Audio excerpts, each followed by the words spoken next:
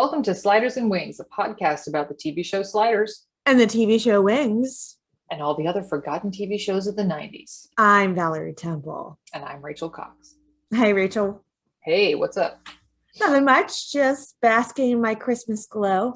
Yes. We did the tree and then 2 things of tinsel. And I was like, that's it.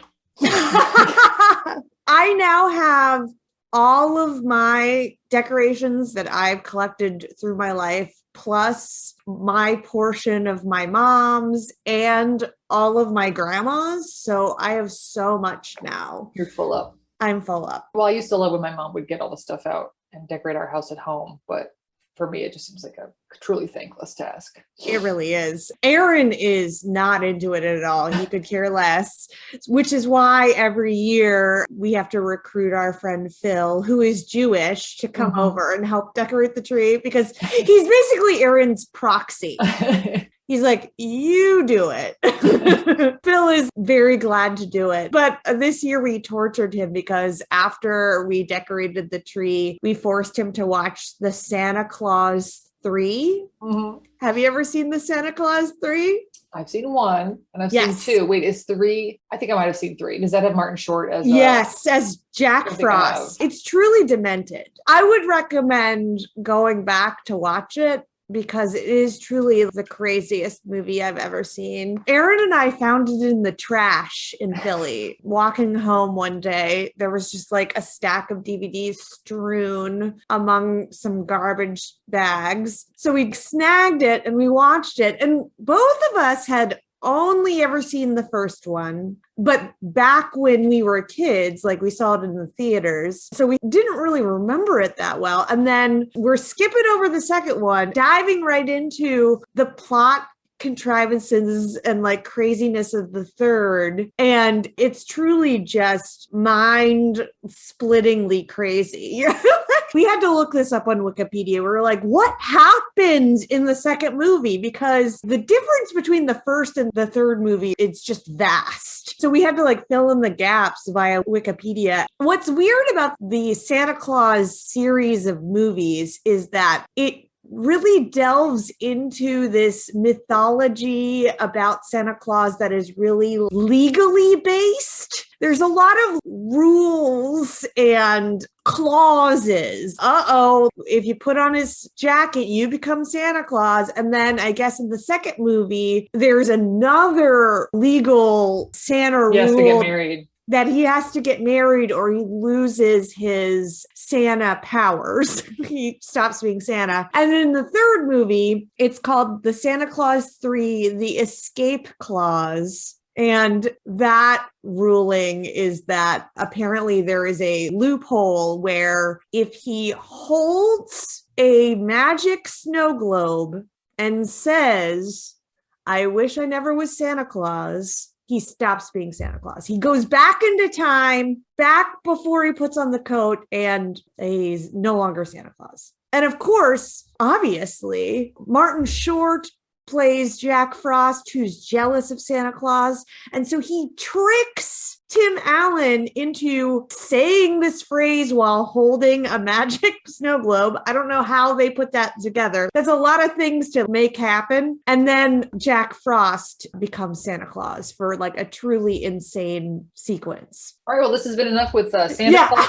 Yes. We're not here to talk about the Santa Claus trilogy. We're here to talk about the Friday night Thrillogy. That is right, baby. That's a good segue. Oh, yeah. Proud of you. I think I should just call it a night. We're here to talk about the profiler. Profiler. Profiler, sorry. There's not a the. There's no profile. We're here to talk about profiler. Who is she? A forensic psychologist. FBI? No. So who's she work for? Where's she from? She's the one who found the video cameras. John, Sam's the best profiler there is. The rest is irrelevant to this case. John's a good cop. He's one of the best I've ever worked with. He just doesn't like what he doesn't understand, and he doesn't understand how you do it. How do you do it? It's our trick. I look at the forensic evidence, try to get a feel for the victims, what their lives are like. I tend to think in images, so I just sort of picture it happening.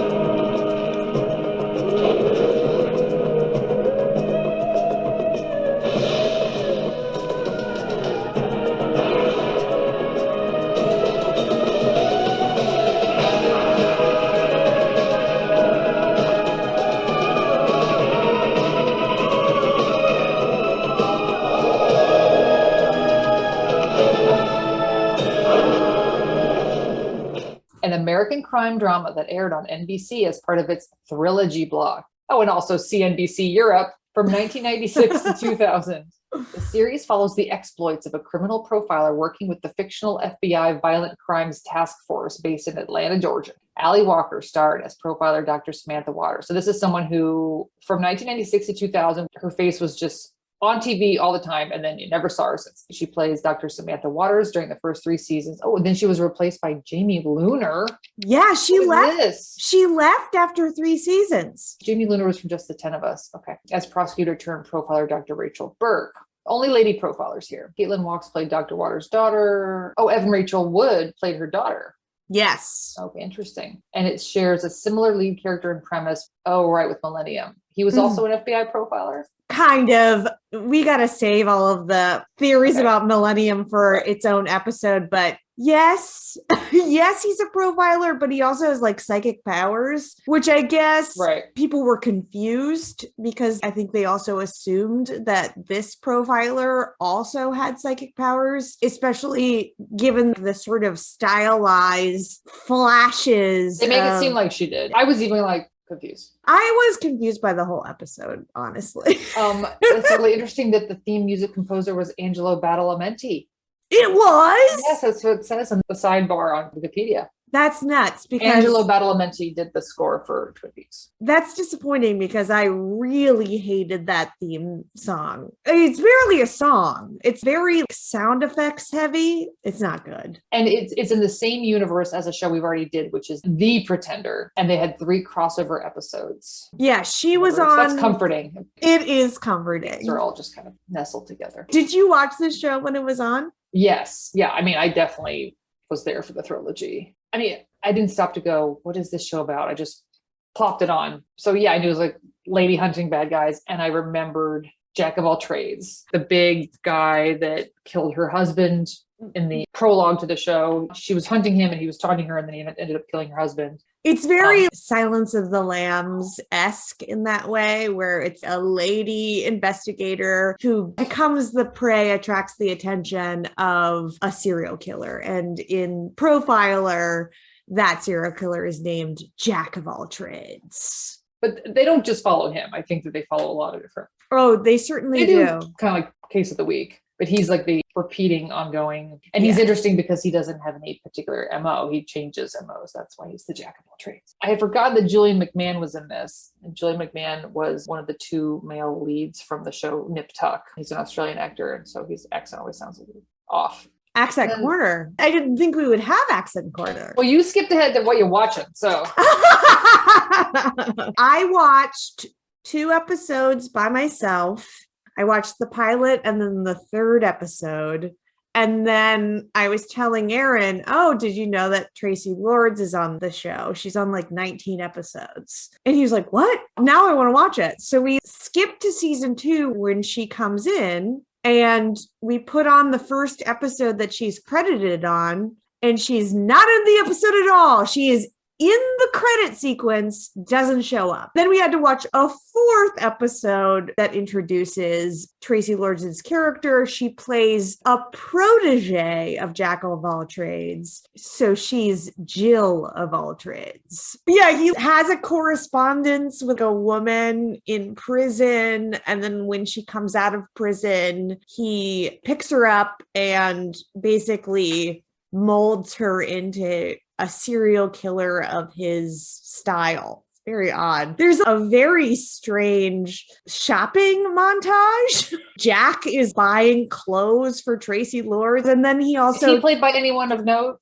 I don't know, because they actually kept the identity of the actor secret for several seasons. And Jack was actually in the credits. You know, it's like Ali Walker, Julian McMahon, Tracy Lords, and Jack. It just says "and Jack" in the credits. I'm looking at the actor now and he does look familiar. He was in Chariots of Fire and Django Unchained. He's from Philly. Oh, well, there you go. The way that they filmed him, though, they like never show his face. It's always pieces of him so that the audience doesn't know who Jack is. I really can't think of any movie or TV show where someone's hunting a serial killer that's not worth watching. Mindhunter is great. Hannibal is great. I mean, the only problem is like that there aren't this many serial killers. Other than that, this is very much in that vein of, all right, how many serial killers can we have? And also, why are all these serial killers so creative? They all have like a different thing that they do. One of the episodes that I watched, the serial killer was being told to kill by the I Ching. Remember the I Ching? Eastern fortune telling thing with coins. So there's a lot of coin dropping in the whole episode. like Chinese tarot cards. Basically, he's basically pulling a card, and whatever the message is like, well, now you have to murder this guy.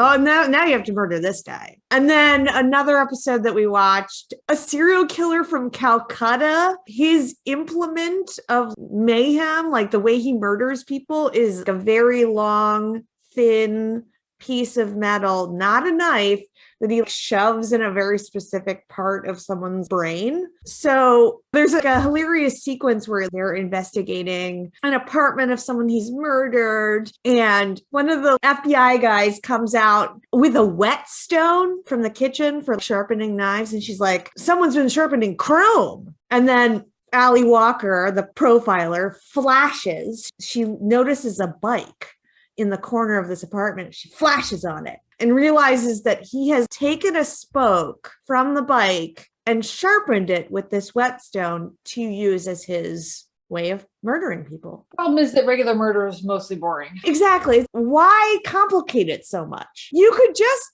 get a knife. Like, there was probably a knife in that kitchen that you bypassed in order to take this whetstone and sharpen a bicycle spoke. It just makes no sense. Well, a lot of people are obsessed with, the perfect crime. How would you do it? Get away with it. Well, strangers on a train is the obvious answer. Oh my God. Yes. You Kill do someone my murder. with no relation to you. Yeah. I do your murder. They'll never trace it back. That's a Hitchcock reference. So I thought the show was good. I watched it while I was making a craft. I enjoyed it very much. I thought that the fatal flaw was just that the way that they revealed the prologue. And again, this is just the pilot, but it was just very ham-handed and weird. I didn't remember that there was some backstory with her. It's just kind of an unnecessary backstory. She's the profiler. The backstory is she was the profiler before, but then she stopped being the profiler.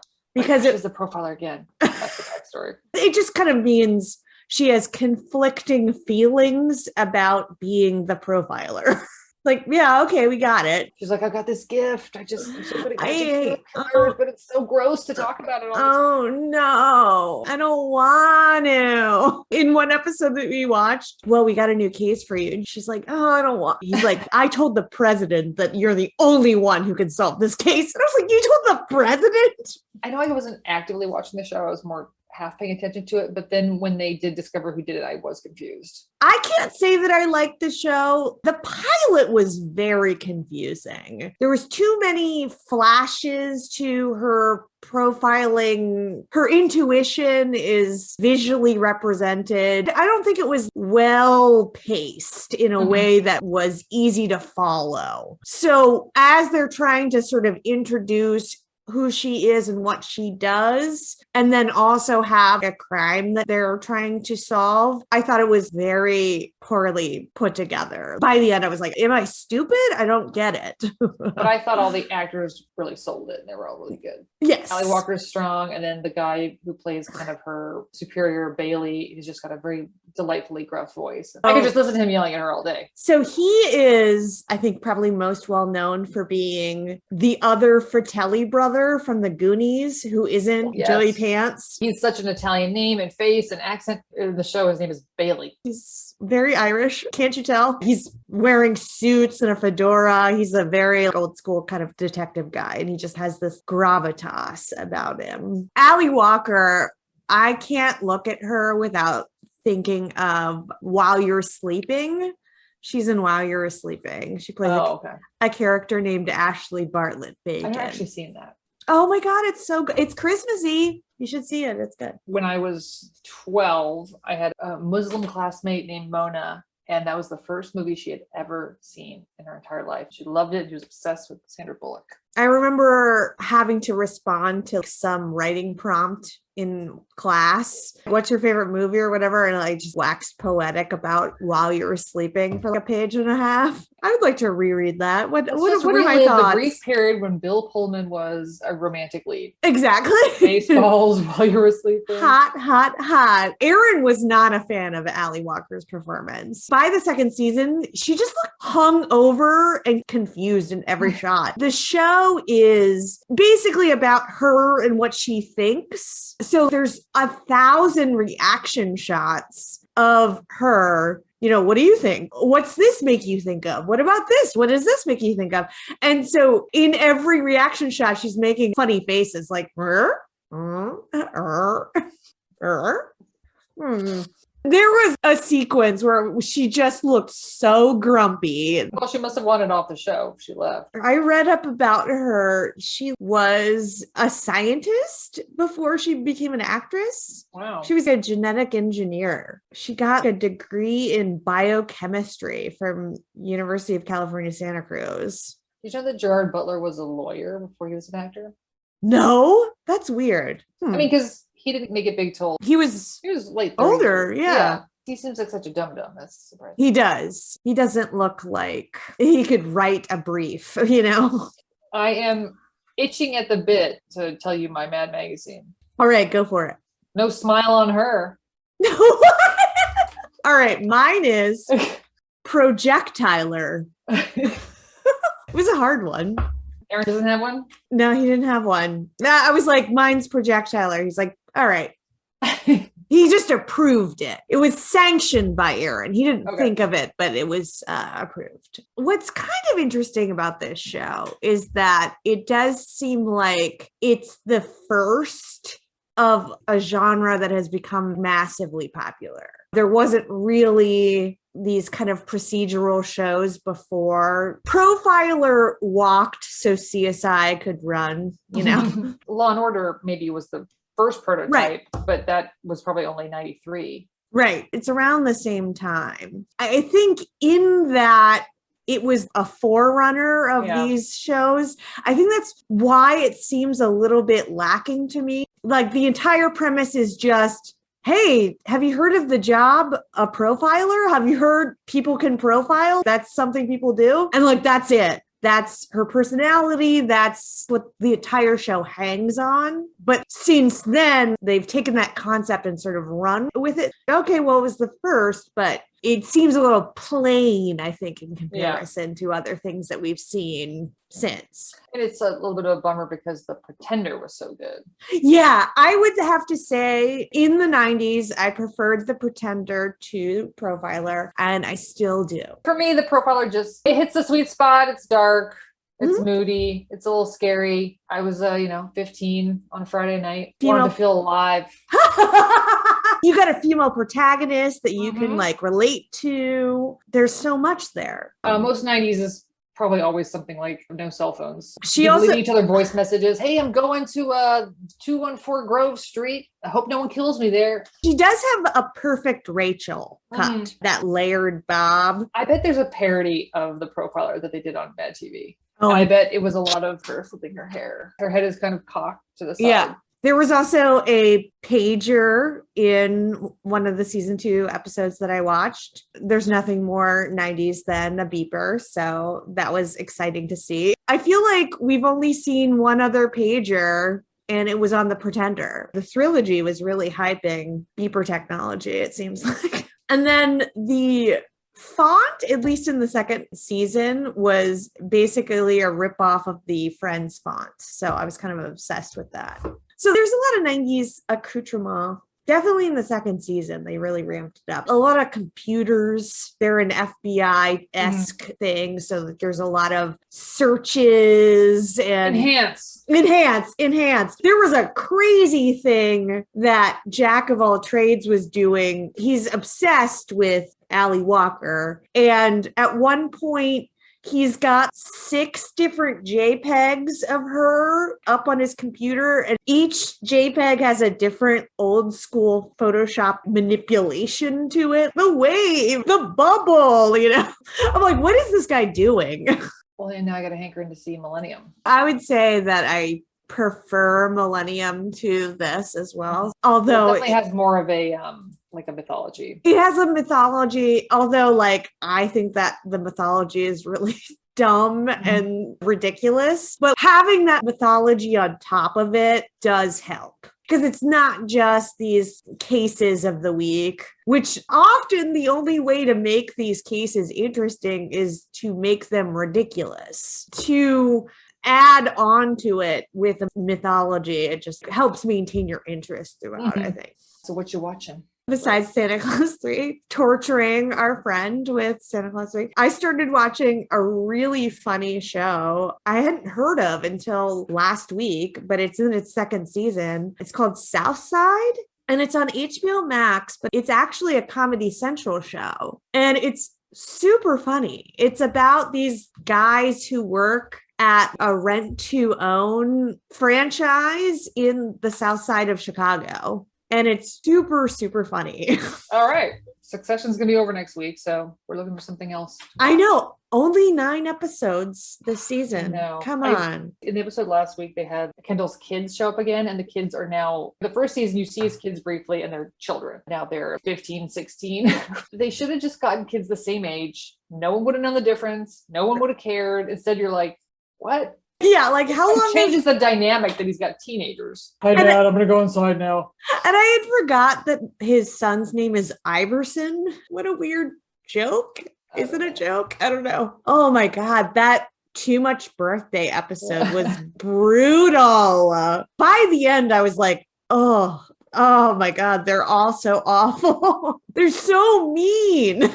Greg is always complaining that the three of them look nothing alike, which I agree with. Rachel, did you know that the woman who plays Siobhan is Australian? Yes. I the guy was- that plays that guy she cheated on him with, Ashley Zuckerman, is also Australian. Wow. I was stunned, actually. I did not know she was Australian until 2 weeks ago. She was on a talk show and she's just talking as herself. And I was like, wait, what? What? My brain short-circuited.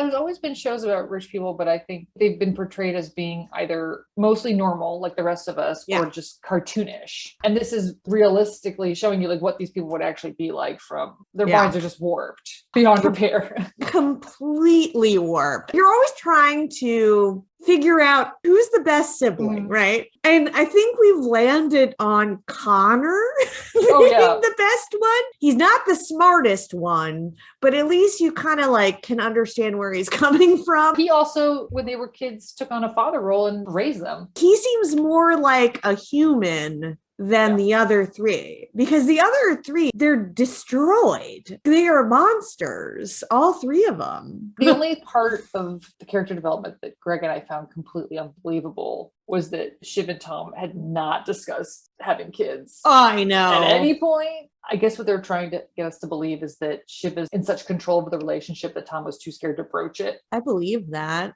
I mean, even if they had written a prenup, there would have been some section about children. He's like, if you died, I want to have your baby. And if I died, she's like, why did she even marry this guy? I mean, I don't know. She does not like him. Like she said it, actually said it out loud. I do not like you. I don't love you, but I love you. You know what I mean? And I was like, no, I don't actually. What do you mean? You mean like the way I love TV? So I'm going to be sad when Succession is over. I don't know if you and Aaron have this. You and Aaron have more in common TV-wise than Greg and I do. For Greg, it's like there's just a few random shows that for whatever reason we both agree to watch. I feel like I don't want it to represent us.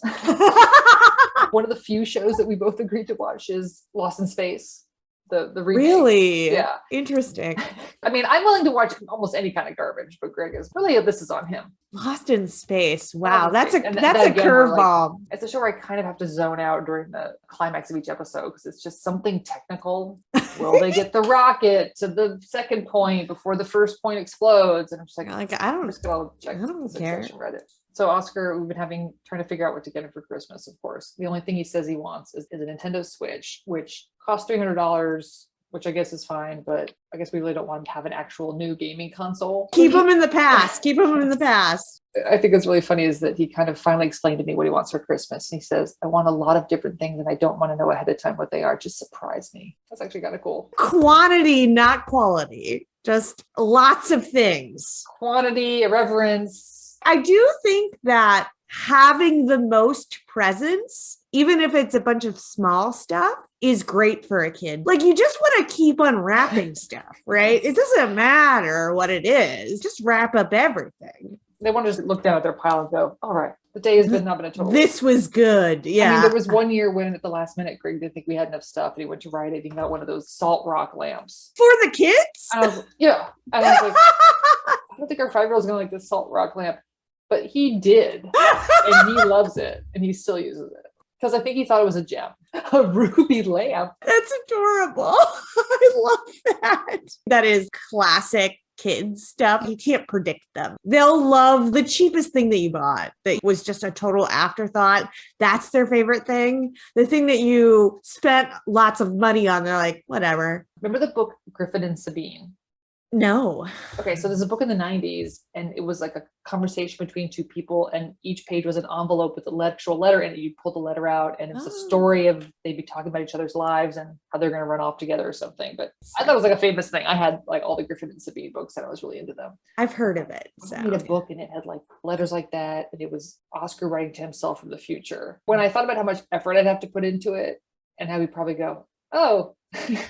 Thanks, Mom. It would be a real project. To think of doing it and to have him not like it. That's enough to be like, I don't want to do it. Because at least if you went to that much trouble and gave it to an adult, they would at least respond in a way that would be worthwhile for you. I'll give it to you because, wow, look what you've done. This is amazing. But a kid, you cannot trust them to humor you. All right. Well, this has been Sliders and Wings, the podcast, and you can email us at slidersandwings@gmail.com and find us on Instagram at Sliders and Wings Pod. All right. Good night. All right. Good night, Rachel.